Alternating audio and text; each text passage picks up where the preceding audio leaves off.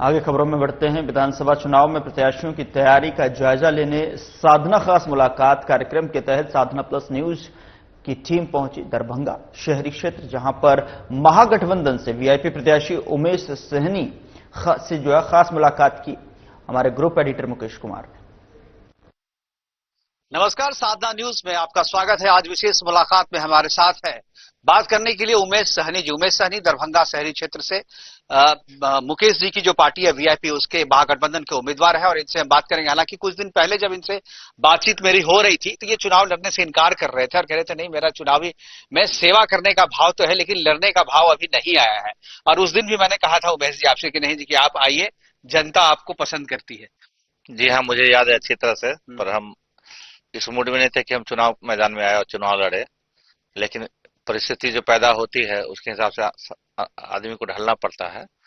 और माननीय हमारे मंत्री जी जो सुप्रीमो है, उन्होंने हमें बहुत प्रेस किया कि नहीं, आपको भी चुनाव लड़ना चाहिए। पार्टी के पुराने कार्यकर्ता है, संस्थापक सदस्य हैं, आप जैसे लोग चुनाव नहीं लड़ते हैं तो पार्टी पे उंगली उठती है।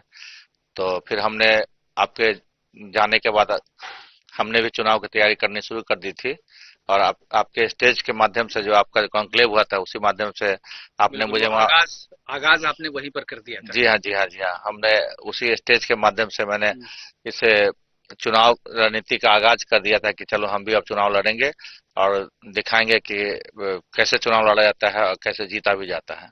बिल्कुल उमेश जी, मैं अभी देख रहा था, मैं आज चूंकि मैं दिन भर मैं घूम रहा हूं आपके शहर में और आपसे बात करने से पहले अभी रात के 11 बज रहे दोस्तों, और रात के 11 बजे मैं इनका पूरा कैंपेन खत्म करके यहाँ पे आए हैं। और दिन भर जो लोगों से मेरी बातचीत हो रही थी तो काफी सारी प्रतिक्रियाएं थी जो महागठबंधन के पक्ष में थी। ये लोग बदलाव चाह रहे थे और चूंकि सहनी जी भी दिन भर घूम के आए हैं तो एक बार जानना चाहूंगा आपसे, दिन भर जो आप घूम रहे हैं आपका कैसा रहा एक्सपीरियंस? बहुत अच्छा, बहुत अच्छा। मैंने बता नहीं सकते हैं कितना लोगों में काफी उत्साह है, काफी प्रेम लोग दे रहे हैं हमको। परिवर्तन का बयार बहा हुआ है। लोग चाहते हैं कि आप उनके मन मुताबिक प्रत्याशी मिल गया महागठबंधन से, और लोग चाहते हैं कि नहीं, आप अच्छे आदमी हैं और जो हमको जानते हैं, जो नहीं भी जानते हैं वो हमारे बारे में जानने की कोशिश करते हैं। जब हम मिलते हैं तो जो हमको जानने वाले हैं मेरे बारे में बताते हैं तो काफी खुश होते हैं लोग वहां जान के। आम वोटर्स काफी खुश होते हैं, नहीं अच्छे प्रत्याशी है। और बेदाग है जो हमारा ये नॉमिनेशन हुआ था तो उसका जो निकला था पेपर में तो सभी लोगों ने जान लिया कि इस पर कोई केस नहीं है, बेदाग आदमी है और सच्चे दिल के हैं और अच्छे भी हैं और ये हमारे लिए कुछ अच्छा करेंगे। बहुत आशा और विश्वास लोग हम पर रख रहे हैं और उनके आशा पर हम खरे उतरेंगे। बिल्कुल उमेश जी, आप तो प्रत्याशी बहुत अच्छे हैं, बेदाग हैं, युवा हैं, ऊर्जावान हैं और लोगों के बीच में आपकी लोकप्रियता भी काफी है। लेकिन एक चीज जो मुझे चिंता सता रही है और कुछ लोग और भी कह रहे हैं कि महागठबंधन में कुछ सही नहीं चल रहा है।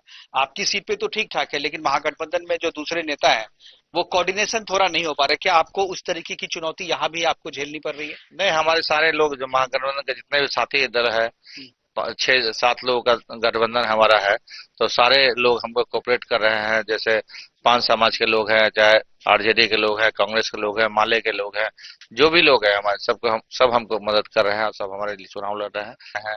एनडीए गठबंधन के प्रत्याशी हैं, उन्होंने अपने सामने ही दूसरे प्रत्याशी को मार खिलवाया है या मारा है या धक्का मुक्की दिया है, जो हम कल की घटना देखे। और बहुत शर्मनाक घटना है ये, लोकतंत्र को शर्मसार करने वाली घटना है और बहुत दुख की घटना है। हम इसका घोर निंदा और इसकी भर्त्सना करते हैं। ऐसा नहीं होना चाहिए। लोकतंत्र में चुनाव सभी को लड़ने का अधिकार है, चाहे वो किसी भी जाति से आते हो। और ब्राह्मण समाज से आते हैं प्रत्याशी, उनको धक्का मुक्की करके हाथापाई किया गया है। ये बहुत गंदी राजनीति कर रहे हैं ये लोग। तो जंगल राज ये कर रहे हैं कि हम लोग करने जा रहे हैं। बिल्कुल जंगल राज चाहे कोई। आज एक जो तस्वीर सोशल मीडिया पे वायरल हो रही है, मुकेश सहनी जी राहुल गांधी के साथ जो है डुबकी ही नहीं लगा है बल्कि तैर करके पार किया है। जब मेरी मुकेश सहनी जी से बात हो रही थी तो मैंने कहा था कि पार करवाने के लिए आप तो फीस लेते हैं, तो इस बार क्या फीस लेंगे? इस बार तो खुद डुबकी लगा रहे हैं। आप कब डुबकी लगा रहे हैं? ये आपके शहर में आप रह रहे हैं। ठीक है, डुबकी लगाना अलग चीज है, उनका अंदाज है। वो बड़े नेता है, कुछ भी करते हैं तो अंदाज से करते हैं, अच्छा लगता है। कुछ भी करते हैं तो हम तो नैया लेके आए हैं और नैया पार लगाएंगे इस विधानसभा का और भारी बहुमत से जीत दिलाएंगे। हमारे जो माननीय नेता है उनके हाथों में जीत का सर्टिफिकेट सौंपेंगे और बिहार में सरकार बनाएंगे, तेज रफ्तार तेजस्वी सरकार बनाएंगे। बिल्कुल। एक चीज और मैं आखिरी सवाल में पूछूंगा, यहाँ जो जो अगर जातीय गणित देखें और अगर यहाँ की केमिस्ट्री देखें, आपके शहर की केमिस्ट्री, तो यहाँ मुस्लिम आबादी काफी ज्यादा है और उनका राजनीति में बोलबाला भी है।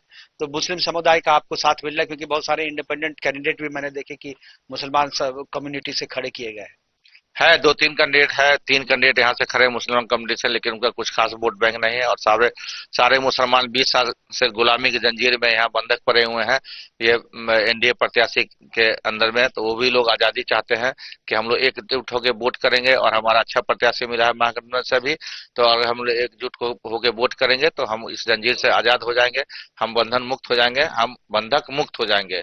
तो इसीलिए सब लोग इंटेक्टली वोट कर रहे हैं हमको और काफी उबाल है लोगों में। हमने घर घर जाके मुस्लिम मोहल्लों में कैंपेन किया है और सभी लोग हमको प्यार दुलार कर रहे हैं। आज भी एक कार्यक्रम अभी शाम में 8 बजे करके आए हैं।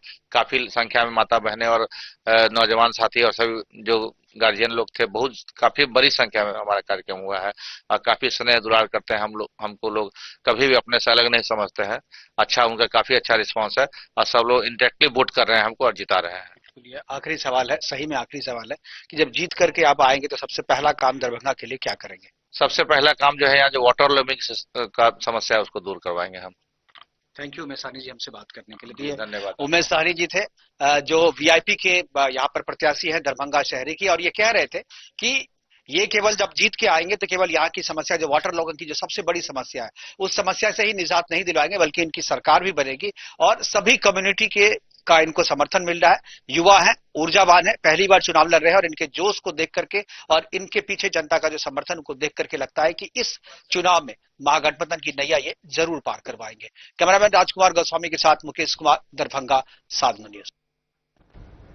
इस खबर पर जानकारी ज्यादा देने के लिए हमारे साथ जुड़ रहे हैं पप्पू नायक, स्टेट हेड हैं, लगातार हमारे साथ बने हुए हैं। पप्पू जी, कैसे देख पा रहे हैं दरभंगा अगर सीट की बात की जाए, यहां पर उमेश सहनी जी मैदान में हैं और हम अभी उनकी बातचीत देख रहे थे कि किस तरीके से वो बता रहे थे कि लोगों का रुझान उनकी तरफ है, लेकिन इस सीट की अगर खासियत बात की जाए तो इस सीट पर जो है दूसरी कम्युनिटी के लोग भी हैं, यानी कि मुस्लिम कम्युनिटी के प्रत्याशी भी इस मैदान में हैं, तो जनता का रुझान किस ओर जाता हुआ दिखाई दे रहा है? इस सीट के महत्व तो क्या है? सबसे मैं अपने दर्शकों को बताना चाहता हूँ कि दरभंगा शहरी विधानसभा हमेशा से लड़ाई होता है, लेकिन इस बार महागठबंधन ने उमेश सहनी को उतारकर सहनी वोटर को साधने का काम किया है, अति पिछड़ा वोटर पर अपना पकड़ मजबूत करने का काम किया है। तो महागठबंधन जिस उद्देश्य से उमेश सहनी को उम्मीदवार बनाया है वह उद्देश्य कितना सफल होगा वो आने वाले समय में पता चलेगा। लेकिन एक बात तय है कि यहाँ महागठबंधन एनडीए पर भारी पड़ता हुआ दिख रहा है। हालांकि चुनाव में अब मात्र एक दिन शेष हो गया है, जिस कारण से और लड़ाई अब काफी कांटे का हो गया है। जनसुराज से आर.के. मिश्रा की उम्मीदवारी है जो पूर्व आईपीएस अधिकारी है।